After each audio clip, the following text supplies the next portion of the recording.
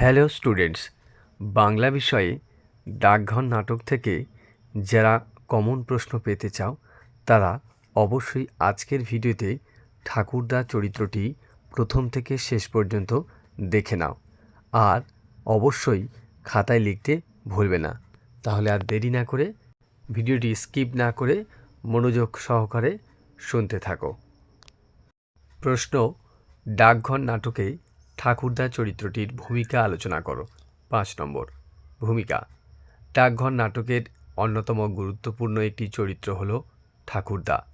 এই নাটকের কেন্দ্রীয় চরিত্র অমল শারীরিক ও মানসিক ব্যাধিতে জর্জরিত হয়ে যখন সে প্রায় মৃত্যুর দোরগোড়ায়, তখন সেই বিবর্ণ জীবনে একরাশ মুক্তির হাওয়ার মতো আবির্ভাব ঘটেছে ঠাকুরদার।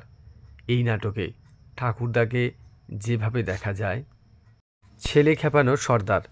ঠাকুরদা উদার প্রকৃতির মাঝে শিশুদের টেনে এনে খেলাধুলায় আনন্দে মাতিয়ে রাখে।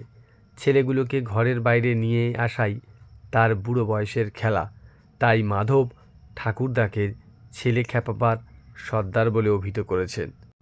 ফকির বেশে অমলের সঙ্গে সখ্যতা। ফকিরের ছদ্মবেশে ঠাকুরদা অমলের বন্দি জীবনে এনে দেয় মুক্তির স্বাদ। অমলের মধ্যে চলা সীমা ও অসীমের দ্বন্দ্বের মধ্যস্থতাকারী রূপেই নাটকে ফকিরবেশী ঠাকুরদার অবস্থান। আধ্যাত্মিকতা: ঠাকুরদা সব নিষেধের ঊর্ধ্বে বিরাজমান বন্ধনমুক্ত নিরাসক্ত এক অধ্যত্ত পুরুষ। ঠাকুরদা জানে ঈশ্বরই নিখিল বিশ্বের রাজা। অমলের মুক্তির পথে তার আনন্দযাত্রার দোসর তাই ঠাকুরদা।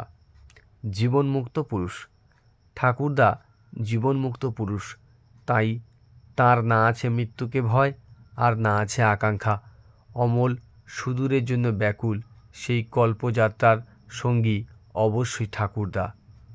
উপসংহার: ঠাকুরদা চরিত্রটির মধ্য দিয়েই বিশ্ব প্রকৃতির সঙ্গে মানব জীবনের মিলন ঘটেছে। অন্ধকারময় জগতে বসবাসকারী অমলকে আলোর পথের সন্ধান দিতে ঠাকুরদা যথার্থ পথপ্রদর্শকের ভূমিকা পালন করেছে। ঠাকুরদা চরিত্রটির পয়েন্টস ভিত্তিক আলোচনা এখানেই শেষ হলো।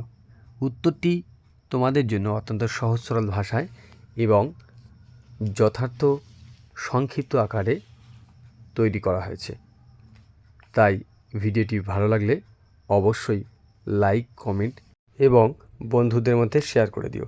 চ্যানেলে নতুন হয়ে থাকলে অবশ্যই চ্যানেলটিকে সাবস্ক্রাইব করে পাশে থেকো।